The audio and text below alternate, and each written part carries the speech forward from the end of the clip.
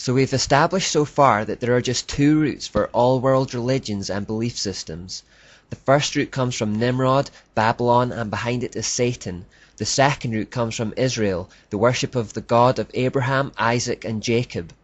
These are the two competing kingdoms in this world, the kingdom of darkness and the kingdom of light. Now some people, particularly Muslims themselves, would have you believe that Islam belongs to the second root, that it shares its origins with Judeo-Christianity and is something of a continuation of those faiths, that Islam is the last and true revelation of the Judeo-Christian God to his people. Even some Christians have been deceived into thinking that the word Allah is just an Arabic word for the Christian God, Yahweh, and that we are connected somehow. While we can't go through every religion one by one to show the links to Babylon, it's worth taking a little time to study Islam because of its prevalence on the world stage right now. So what I intend to do in this part is briefly show that Islam finds its roots in Babylon. The beginnings of Islam go back to Muhammad, who was born in 570 AD in Mecca, and who is revered in Islam as the last great prophet of God, usurping the authority and preeminence of Moses, Elijah, and even Jesus himself. Because religions tend to assume the character of their founding figure, this is the best place to start in understanding Islam. The Muslims have one holy book called the Quran, and several other volumes called Hadith, which are oral traditions relating to the words and deeds of Muhammad. Hadiths are considered important tools for determining the Muslim way of life. Sahih al-Bukhari and Sahih Muslim are thought to be particularly authoritative. According to the Hadith of Bukhari, Muhammad used to retire to a cave alone, where he would spend long periods of time, several days, praying to Allah. It was in the cave that he experienced an encounter with an angel who apparently gave him a revelation from God. The angel asked him to read some writing, whereupon he replied that he couldn't read. Muhammad was illiterate. The angel then pressed upon him with such force and in such a way that he felt like he was going to die. Clearly it was a distressing experience. Upon returning to his wife Khadija, he is reported to have been terrified, indeed his neck muscles twitching with terror, and convinced that he had encountered something satanic.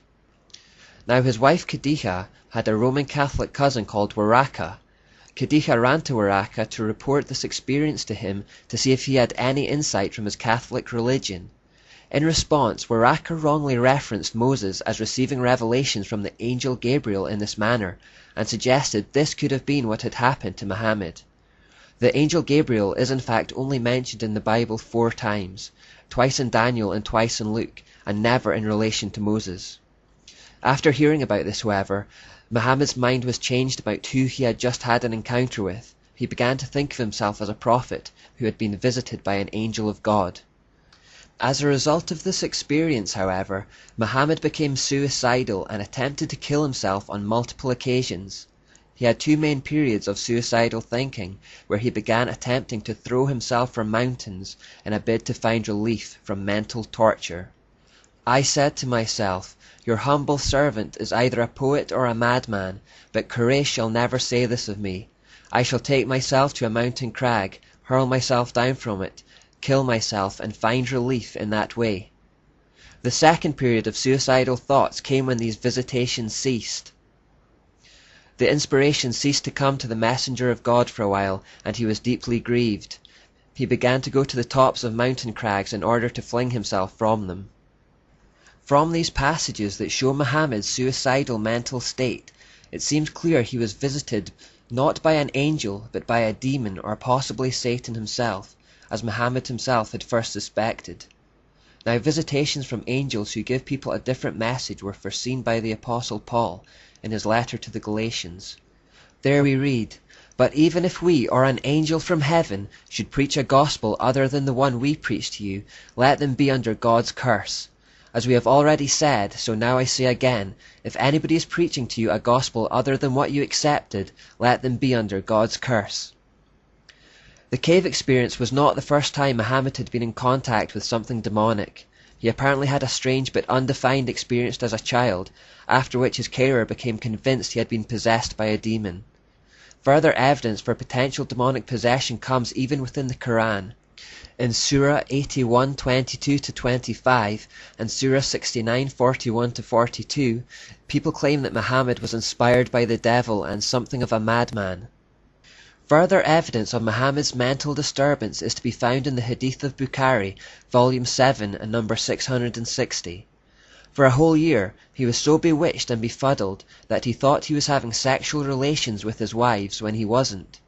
This is a strange scenario which can realistically only have two explanations. Either mental illness caused him to hallucinate, or he had some kind of sexual encounters with demonic entities. Either way, Muhammad was clearly disturbed.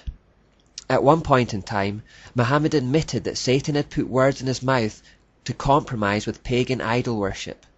These words have become known as the Satanic Verses. He later changed his mind on the issue, but it shows that he was unable to distinguish the source of his revelation. Another politically incorrect but equally true assertion is that he was a paedophile, marrying his wife Aisha when she was 6 years old and consummating the relationship when she was only 9. Muhammad was over 50 years old at the time. All kinds of arguments have been put forward in an attempt to excuse this behavior. Muhammad in fact had over 20 wives in his lifetime, while hypocritically restricting his own followers to just 4. One of his followers says, "I embraced Islam while I had 8 wives, so I mentioned it to the Prophet. The Prophet said, 'Select 4 of them.'" Muhammad himself was so filled with insatiable lusts and sexual desire that he would have relations with all of his wives in one night. Anas bin Malik said, "The Prophet used to visit all his wives in a round during the day and night, and there were 11 in number. I asked Anas, had the Prophet the strength for it? Anas replied, we used to say that the Prophet was given the strength of 30 men. And now we can understand a little why Muslims are promised constant fornication with virgins in their paradise. It reflects the character of their Prophet. In this we also see similarities with the prominence of sexuality in occultism. Finally, as we look for links to Babylon, it should also be noted that Muhammad's visitations came in caves. As we noted way back at the start of this study, Babylonian worship, particularly relating to Nebo, happened in caves and was common practice in the mysteries.